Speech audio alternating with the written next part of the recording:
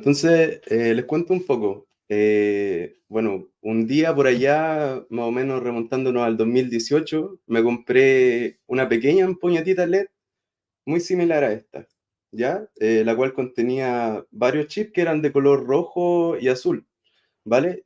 Pero lo que no sabía es que esta ampolletita iba a cambiar mi vida y la de muchas personas, ¿ya? Mientras esta lucecita viajaba de algún lugar del mundo hacia mi casa, probablemente habrán pasado unos 3 a 4 meses de espera, comencé a leer sobre las características de la luz, ¿ya? Sobre, por ejemplo, que la luz azul tenía cierto tipo de influencia en las plantas, que la luz roja promovía un poco de fotosíntesis o algo así, ¿ya? Entonces, poco a poco comencé a tomarle el gustito a esta nueva tecnología y a estudiar mucho más sobre el tema. ¿Ya? Entonces, en el transcurso de pocos meses, básicamente me empecé a obsesionar con el tema de encontrar la mejor luz de cultivo que hubiera en el mundo, ¿vale? Entonces, así comenzó mi camino en este rubro, ¿vale? Yo soy Daniel Marabolí, soy ingeniero en informática. En mi expertise, soy experto en desarrollo y posicionamiento web, y soy oriundo de Curepto, de la séptima región. ¿Vale? Desde hace más o menos unos 6 años me estoy dedicando a descubrir y a exponer desde otra perspectiva cómo la luz, tanto en su composición espectral como en su intensidad y duración del fotoperiodo, influye directamente en cada planta o cultivo que se esté desarrollando en estos momentos. ¿Ya? Con el paso del tiempo he logrado comprender el funcionamiento de las distintas pigmentaciones fotosintéticas, y también aprendí cómo saturarla según el objetivo del cultivo. Más aún, he aprendido a aterrizar todo este conocimiento y transformarlo en algo tangible, como por ejemplo equipos LED que proporcionen mejores condiciones lumínicas para el desarrollo óptimo de las plantas en ambientes controlados. ¿Ya? Entonces, ¿cuál es la problemática de hoy? Eh, Hay una pregunta que debemos hacernos. Si ya, por ejemplo, hemos aprendido sobre el control del cultivo, tanto a manejar, por ejemplo, el fertirriego, como dar condiciones de temperatura y humedad adecuadas, pero aún así vemos que nuestras plantas no crecen, eh, como por ejemplo en las condiciones que se dan en invierno, es muy probable que estemos fallando en lo principal, en el factor principal de la fotosíntesis, que vendría siendo la luz, ¿ya? Y es que su nombre lo dice, al final la fotosíntesis es convertir la energía lumínica en energía química. Entonces, ¿qué es lo que proponemos nosotros? ¿Ya? La solución se basa en un concepto del cual he estado escribiendo y documentando a lo largo de estos últimos años y el cual he llamado fotonutrición, ¿ya? ¿Y cómo logramos llegar a una buena fotonutrición, por así decirlo? Bien, a través de las luces de crecimiento de alta gama, que pueden proporcionar condiciones lumínicas adecuadas en base a ciertos objetivos que queramos realizar en los cultivos, ¿ya? Ahora, ¿qué les parece si nos interiorizamos un poco más sobre este tema de la fotonutrición? Porque es un concepto totalmente nuevo, ¿ya? Pero para llegar a una buena fotonutrición, primero nosotros tenemos que pasar por una serie de pasos base que deben existir antes de aplicarlo en nuestro cultivo, ¿ya? Entonces, la fotonutrición se refiere al uso de la luz para proporcionar un crecimiento adecuado en las plantas, principalmente a través del proceso de fotosíntesis, ¿ya? En la fotonutrición hay tres factores claves, ¿ya? Los cuales están presentes en todo tipo de cultivo, lo sepamos o no lo sepamos, ¿ya? Ya sea a través también de luz artificial o de luz solar. Estos tres factores vendrían siendo la intensidad, el balance espectral y la duración del fotoperiodo, ¿ya? Estos tres conceptos siempre van a estar unidos y presentes en cada cultivo, ¿ya? Y estos tres conceptos pueden afectar tanto la biomasa de nuestro cultivo, la morfología y la floración, ¿ya? También lo que hemos descubierto últimamente es que podemos saturar a un nivel mucho más extremo la fotosíntesis y convertir un cultivo, por así decirlo, normal, hacia un cultivo de alto rendimiento, ¿ya? En el cual no solo podemos mejorar la cantidad de la cosecha, sino también mejorar sus propiedades, ya sean medicinales o nutricionales, ¿ya? Pero antes de esto, quiero Antes de explicar lo que es la fotonutrición más a fondo, quiero que vayamos a lo más básico, ¿ya? Al proceso de fotosíntesis. Bueno, yo creo que a diferencia de la gran mayoría de las personas que está viendo este webinar, eh, yo vengo desde un mundo totalmente de cultivo interior, en donde todos los parámetros deben ser considerados y optimizados en esta parte, ¿ya? En exterior, generalmente las condiciones y las plantas se llevan bastante bien, ya que las plantas se han desarrollado por miles de años en estos entornos. Pero ¿qué pasa en interior, donde todas nuestras condiciones deben ser atendidas? Ya sea al más mínimo error, nuestro cultivo puede tener serios problemas, ¿ya?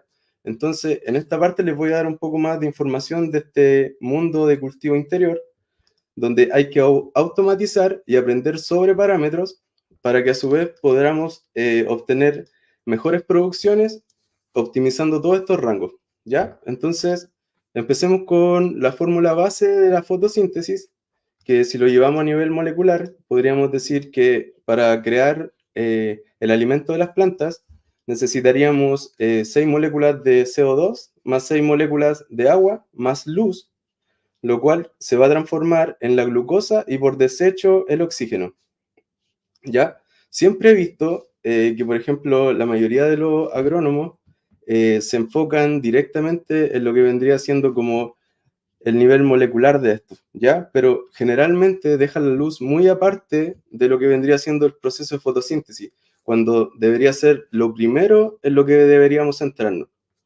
¿ya?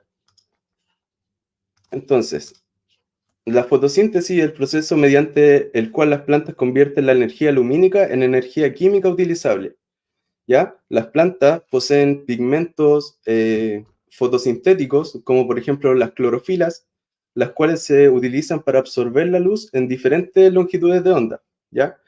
Las clorofilas, principalmente las clorofilas A y B, absorben en gran parte la luz roja y azul, ¿ya? Y generalmente se dice que reflejan la luz verde, aunque si nos vamos ahora al 2024, eso queda un poco obsoleto, ya que la luz verde tiene otras características que ayudan enormemente al cultivo, ¿ya? Generalmente, si ustedes se ponen a ver cultivo en interior, probablemente muchas veces vemos luces que son moradas, ¿ya? Y eso quiere decir que son espectros que están emitiendo luces rojas y azules, dejando muy de lado el verde, ¿ya? Pero ¿qué pasa, por ejemplo, con el verde? El verde de por sí es un amortiguador, ¿ya? Entonces, si nosotros queremos saturar de mejor manera los picos de fotosíntesis, también deberíamos agregar verde, ¿ya?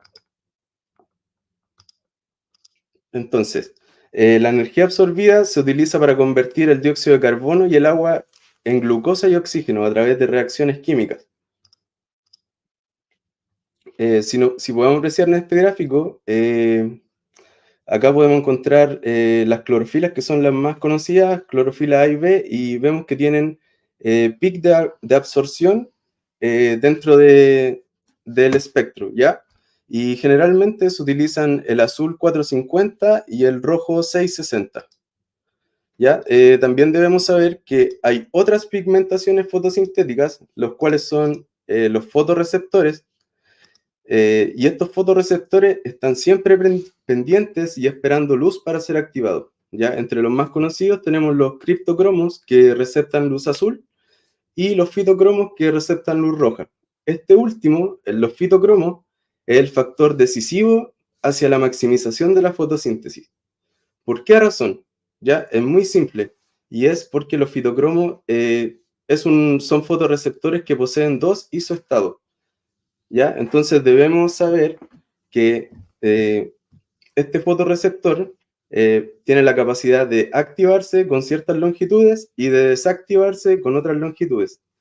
Entonces, para nosotros maximizar la fotosíntesis, debemos encontrar proporciones adecuadas para activarlo y desactivarlo, entre comillas, al mismo tiempo, cosa de generar un estado cíclico entre activación y desactivación, y esto va a hacer que aumente mucho más mi tasa de fotosíntesis. Aquí se puede ver un poco más gráfico los puntos de absorción que tienen estos fotorreceptores y clorofilas, ¿ya? Generalmente acá encontramos los criptocromos que van desde el UVA hasta el azul, eh, y los fitocromos que van desde el rojo profundo hasta el rojo lejano, ¿ya? Generalmente, acá entre los 400 y 700 nanómetros, eh, que es la luz visible, prácticamente, por así decir, la luz que puede captar el ojo humano, generalmente acá se centra la mayor cantidad de tasa fotosintética de las plantas, ¿ya? Pero para optimizar la fotosíntesis, primero debemos aplicar ciertas condiciones atmosféricas, ambientales, a nivel de suelo y lumínicas, ¿ya? No quiero entrar en mucho detalle aquí porque si no tendríamos para un buen rato, pero por ejemplo les puedo decir que aparte de la luz, nosotros necesitamos tener una temperatura adecuada, también necesitamos una humedad relativa adecuada, un pH óptimo para la absorción de nutrientes, también aplicar los nutrientes, ya sean macro o micro, también necesitamos un flujo constante de aire y CO2, ¿ya? Entonces, para lo siguiente vamos a tomar solo la temperatura y humedad. ¿Se han preguntado alguna vez si hay alguna forma de quitar, por ejemplo, la incertidumbre de lo que pasa en nuestros cultivos? Bueno, esto se puede lograr básicamente con estos dos parámetros, ya que nos va a dar paso al déficit de presión de vapor. ¿Qué es el déficit de presión de vapor? Este déficit está netamente ligado con la transpiración de la planta, ¿ya? Entonces, el déficit puede acelerar o desacelerar el metabolismo de la planta, ¿ya? Debido a que cuando logramos crear condiciones de temperatura y humedad adecuadas, podemos generar un mayor intercambio gaseoso debido a la presión que se ejerce entre las plantas y el ambiente, ¿ya? Por ejemplo, ¿qué pasa cuando tenemos un BPD muy bajo? Aquí nuestros estomas van a estar abiertos, pero el aire no va a tener capacidad para recibir más vapor de agua, ¿ya? Entonces, la planta no va a poder absorber CO2 ni eliminar oxígeno, ¿ya? Entonces, aquí podemos tener un clima bastante húmedo, ¿ya? Eh, ¿Qué pasa, por ejemplo, cuando tenemos un BPD ideal? Que vendría siendo entre 0,8 y entre 1,4 a 1,6 kilopascales. Aquí los estomas están abiertos, ¿cierto? Y depende de qué tipo de presión nosotros estemos ejerciendo, va a ser la cantidad de intercambio gaseoso que puede hacer, ¿ya? Entonces, acá nosotros podemos quitar netamente la incertidumbre de que si nuestra planta está haciendo o no fotosíntesis. ¿Ya? ¿Qué pasa cuando nos pasamos sobre los 1,7 kilopascales? Acá obtenemos un clima totalmente seco y probablemente los estomas tiendan a cerrarse para que la planta evite una deshidratación, ¿ya? Entonces, al cerrar los estomas, también vamos a limitar el ingreso de CO2 a la planta y eso va a hacer que, obviamente, se limite también la capacidad de fotosíntesis que tiene. Entonces, yo como informático desarrollé una herramienta con JavaScript, la cual pueden encontrar en ledfarming.cl/calculadora-bpd, y aquí ustedes pueden acceder a una calculadora eh, donde pueden ingresar sus datos, por ejemplo, de temperatura y humedad, y en base a eso, la calculadora les va a sugerir qué deben corregir para llegar a un clima ideal, ¿ya? Y también ahí mismo hay una tablita donde les dice cuáles son como los parámetros ideales para lograr en ciertos tipos de etapa de la planta, ¿ya? Bien, ahora que conocemos como la base de lo que necesitamos para llegar a aplicar la fotonutrición, para convertir nuestro cultivo en un cultivo de alto rendimiento, ahora podemos definir cuáles son los tres focos principales de la fotonutrición. Bien, vamos a comenzar con el balance espectral, el cual se refiere a una proporción y combinación adecuada de las longitudes de onda de crecimiento, ¿ya? Las plantas generalmente pueden absorber entre los 180 y 1000 nanómetros, ¿ya? Pero la gran parte de la fotosíntesis se centra entre los 400 y 700 nanómetros, que como hablábamos, es la luz visible, ¿ya? Nosotros esta radiación la podemos dividir en cuatro grandes grupos. El primero de ellos vendría siendo el grupo azul, entre los 400 y 500 nanómetros, que generalmente están en los primeros picos de las clorofilas, ¿ya? Y generalmente esta región se asocia como a los estados vegetativos. Y es que la luz azul generalmente tiende a hacer que la planta quiera absorber la mayor cantidad de luz posible, ¿ya? Desde esta región, por ejemplo, sale el fototropismo, que si bien sabemos, como los girasoles, cuando van siguiendo la posición del sol, ¿cierto? A medida que el sol avanza, los girasoles se van dando vuelta, por así decirlo, o apuntando directamente de cara hacia lo que vendría siendo la luz, y esto es netamente para tratar de aprovechar mucho mejor esta capacidad lumínica, ¿ya? Como ya les venía contando, el verde también tiene efectos de estabilización del espectro, ¿ya? Si nosotros no aplicamos verde, es muy probable que nos cueste mucho ver qué está pasando en el cultivo porque nuestras plantas prácticamente se van a ver moradas, ¿ya? Y no vamos a saber, a menos que las saquemos afuera, si es que están creciendo de manera saludable o no, ¿ya? El verde, el verde es una longitud que se va consumiendo a través de que va traspasando la planta, ¿ya? A diferencia del rojo y azul, que son generalmente consumidos en las partes altas de la planta, el verde tiene la capacidad de penetrar hacia las partes más bajas, ¿ya? Y esto le da estabilización a donde no pueden llegar los demás espectros. Y por último, tenemos la región roja, que esta la podríamos dividir en dos grandes grupos también, que vendría siendo el primero entre 600 a 700 nanómetros, que vendría siendo prácticamente para activar el fitocromo, ¿ya? Y lo segundo vendría siendo la región pasando acá desde los 700 a 800 nanómetros, la cual desactiva el fitocromo. Lo que debemos saber aquí es que, por ejemplo, un fotón de rojo lejano es 5 veces más poderoso que, que fotones de rojo profundo. Entonces, por ejemplo, si yo tengo 5 fotones de rojo profundo y agrego uno de rojo lejano, es muy probable que eso se va a consumir automáticamente. Pero ¿qué pasa si yo tengo 5 de rojo profundo y agrego 2 de rojo lejano? El primer fotón me va a desactivar por completo los 5 fotones que tenía acá y el otro es muy probable que pase hacia adentro de la planta. Y generalmente cuando eso pasa, las plantas tienden a elongarse mucho más, ¿ya? Sus tallos tienden a elongarse o bien puede llegar hasta un punto de tiolar a la planta. Además, el rojo lejano es un arma de doble filo, ya que si nosotros no sabemos cómo son las interacciones del fitocromo, es muy probable que podamos llegar a mermar la producción y también reducir enormemente la cantidad y calidad de nuestro cultivo.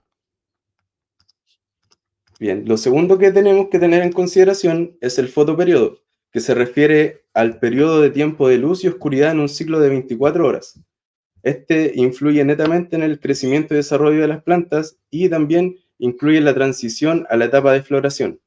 Acá lo que tenemos que tener en cuenta es que hay tres tipos de plantas, las que florecen a día corto, las que florecen a día largo y las que no necesitan un fotoperiodo para florecer. Entonces, dependiendo del tipo de cultivo, nosotros podemos ajustar en gran medida la cantidad de horas de luz para hacer crecer de mejor manera las plantas. O también, por ejemplo, lo que podríamos hacer es, por ejemplo, una planta de floración de día corto, mantenerla vegetando en un estado infinito solo con agregarle luz para mantenerla en ese estado. Y adicionalmente, por último, tenemos la intensidad lumínica. Y acá nacen dos factores o dos conceptos clave, los cuales se utilizan hoy en día para el cultivo, ¿ya? Lo cual es el PPF, que significa la radiación fotosintéticamente activa, que se encuentra en el par y que sale de la fuente de iluminación de luz por segundo. Luego, cuando esa energía sale, tiene una movilidad y aparece el ppfd, que es cuando esa cantidad de fotones llega a un determinado espacio. Entonces, acá nosotros ya podemos medir de manera cuantificable cuánta es la capacidad de fotosíntesis que puede tener la planta, ¿ya? Y adicionalmente el ppfd se puede descomponer en ciertos rangos, como son los 4 grupos que ya le hablaba, de azul, verde, rojo y rojo lejano.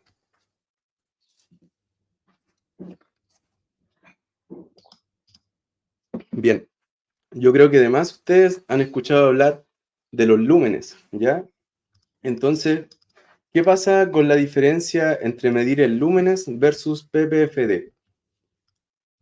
Tenemos que saber que el lumen es una medida cualitativa, es decir, cómo nosotros apreciamos de manera visual la cantidad de luz que hay. Si es que es mucha, si es que es poca, pero estos números que me da el Lux son bastante imprecisos para predecir el comportamiento de la fotosíntesis. Entonces, ¿qué utilizamos hoy en día? Utilizamos ppfd, que generalmente se encuentra en el espectro par de los 400-700 nanómetros y nos sirve para cuantificar la cantidad de micromol que necesitamos. Bien, y eso también va a depender de un balance espectral idóneo para que podamos maximizar los resultados. Entonces, por ejemplo, ¿qué pasa si yo estoy midiendo lúmenes y a mí me agregan solo espectro verde? Es muy probable que esos lúmenes van a subir de manera considerable. Pero ¿qué pasa si yo, por ejemplo, estoy midiendo lúmenes y me agregan longitudes que son azules o rojas? ¿Ya? Es muy probable que no tengan mayor influencia en esa subida del lumen, de lux. ¿Ya? Entonces, para poder corregir eso, la idea es que nosotros tratemos de trabajar con ppfd. Entonces, acá nosotros vamos a tener un rango mucho más extenso de lo que podemos captar como energía fotosintética para la planta. Bueno, ¿y cómo llevamos esto de manera tangible? ¿Ya? Y la respuesta es a través de la iluminación plant-centric, que son luces diseñadas especialmente para promover el crecimiento de plantas y que emiten espectros óptimos y amortiguados para generar una buena cantidad de fotosíntesis en las plantas. ¿Ya? ¿Qué debemos de saber de esta iluminación? Es que a diferencia de, por ejemplo, lo que se ha utilizado anteriormente de chip rojo y azules, esta nueva iluminación viene en formato de tipo de espectro Kelvin. ¿Y qué son estos espectros Kelvin? Son composiciones de espectro en base azul, verde y rojo con leves toques de rojo lejano, ¿ya? Es decir, que en un Kelvin nosotros vamos a tener este espectro que son capaces de consumir las plantas de manera mayormente equilibrada, ¿ya? Entonces, los equipos LED de hoy en día están utilizando como base espectros Kelvin y adicionalmente se le agregan longitudes que son para los pics de, por ejemplo, clorofila o saturadores de fotorreceptores, ¿ya? Entonces, el Kelvin básicamente es una escala del 0 al 10.000, en donde 0 son tonalidades mucho más rojizas y a medida que nos vamos acercando hacia el 10.000 son tonalidades mucho más azules o blancas, ¿ya?